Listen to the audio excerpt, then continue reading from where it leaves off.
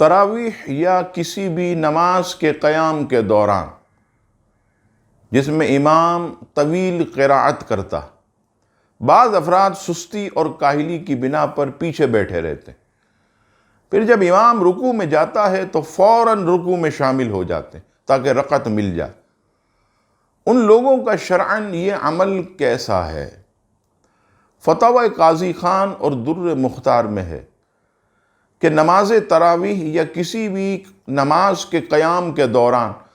بعض افراد کا سستی اور کاہلی کی بنا پر پیچھے بیٹھے رہنا، پھر رکوع میں بھاگ کر مل جانا، یہ منافقوں کی مشابہت ہے۔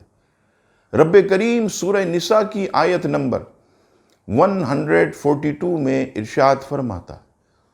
وَإِذَا قَامُوا إِلَى الصَّلَاةِ قَامُوا كُسَالَىٰ يُرَاءُونَ النَّاسَ وَلَا يَذْكُرُونَ اللَّهَ قَلِيلًا، اور جب نماز میں کھڑے ہوں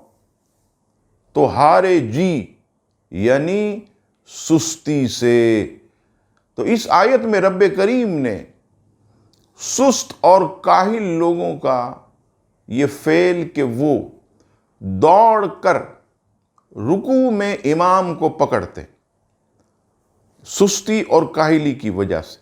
تو فرمایا کہ یہ منافقین کی مشابہت ہے۔ ہاں، اگر کوئی آیا ہی دیر سے وضو وغیرہ کر کے پھر دیکھا کہ امام رکوع میں اور اس نے امام کو رکوع میں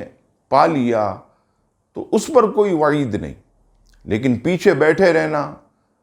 سستی اور کائلی کی بنا پر انتظار کرنا کہ امام جب رکوع میں جائے گا تو ہم بھی رکوع میں،